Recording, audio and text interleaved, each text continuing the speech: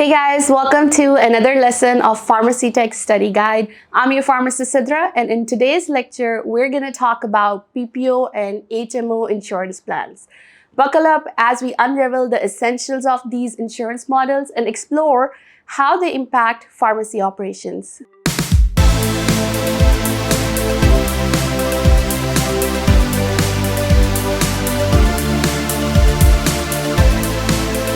Well, let's start with the basics. PPOs, which is short for Preferred Provider Organization, and HMO, which is short for Health Maintenance Organization, are two common types of managed care health insurance plans. While both aim to provide comprehensive healthcare coverage to members, they operate differently in terms of network structure, cost, and flexibility. Now, let's learn the characteristics, advantages, and disadvantages of PPOs compared with HMOs. A preferred provider organization, or PPO, is a group of doctors, hospitals, and other healthcare professionals that work with an insurance company to offer medical services at lower costs to people with insurance.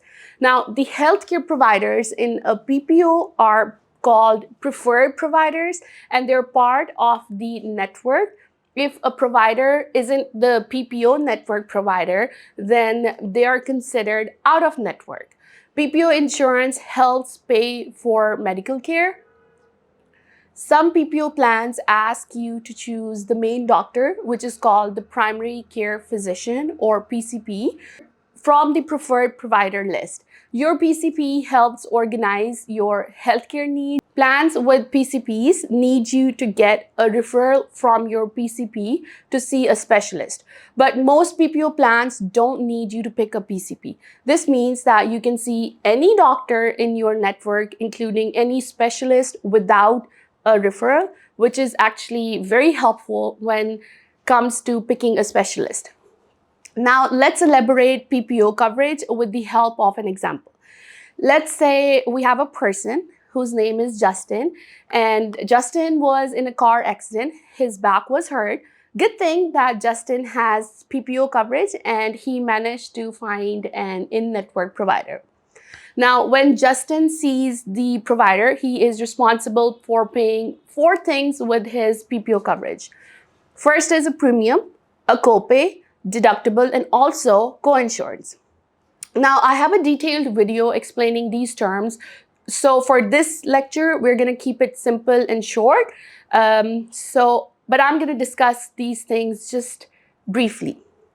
Now, the premium is a fixed amount of money that the insurance company charges for coverage.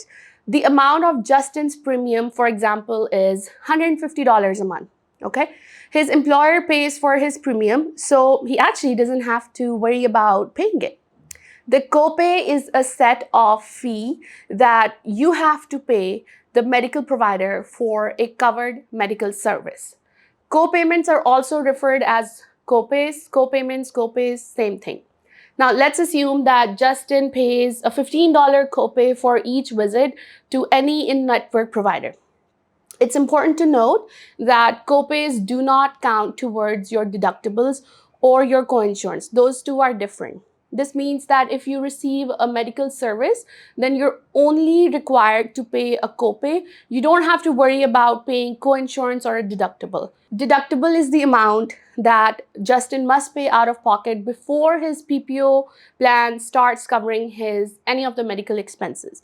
Now, let's say Justin's plan has a $150 deductible. And let's say while Justin was at his appointment, his doctor suggested that let's get some x-rays or blood sample, and that was all sent to the lab. These expenses are separate from the time he spent with the doctor for the regular checkup, right? And that is covered by the copay. This one is the separate expense. For this, Justin has to pay $150 deductible before his benefits start to kick in. The coinsurance is the percentage of your medical cost that you are responsible for after you've paid your deductible. Now, Justin's coinsurance is 10%.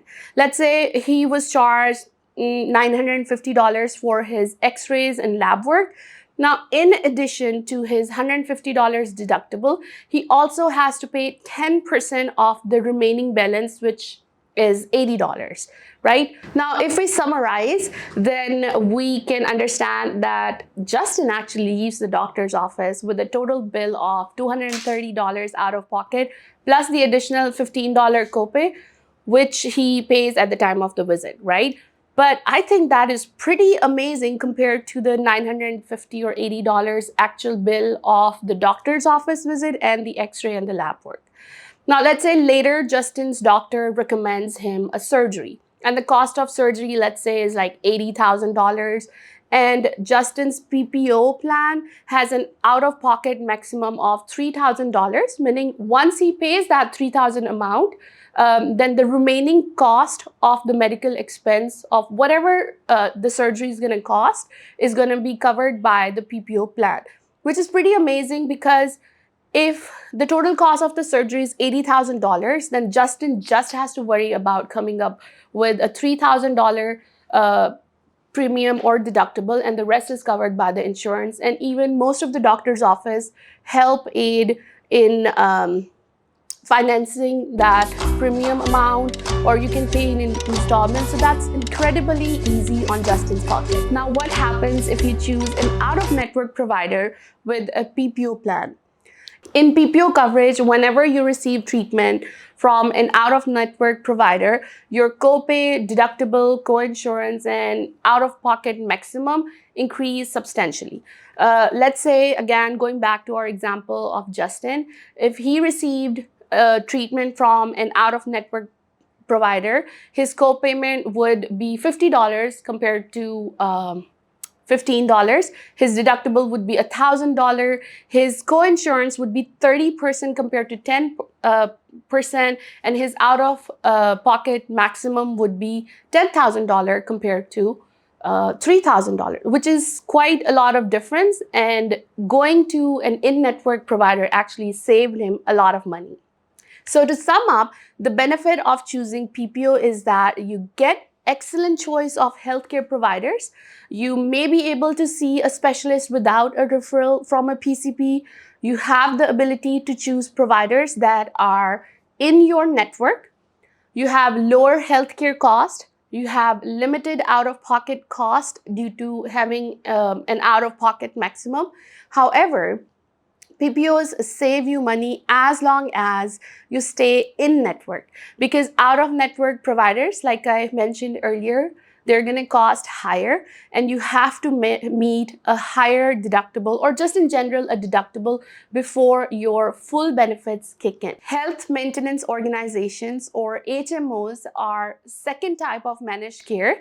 HMOs have a smaller network of healthcare provider than PPOs that members are required to use. You pay a monthly premium to the HMO, but there is no deductible, and you pay only a small copay to see an in-network provider. A primary care physician is required who approves all of your healthcare. So if you need to see a specialist, you must get it approved by your PCP, and you must have a referral from your PCP, which could be a pain.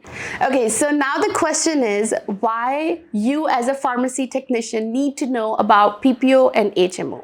Now, understanding the difference between these insurance plans enables technicians to effectively communicate with patients, process their prescriptions, and coordinate benefits to maximize their insurance coverage and minimize the out-of-pocket expense, because at the end of the day, that's why you're there. Remember, as a frontline healthcare professional, you must be able to educate and direct patients to provide optimal care.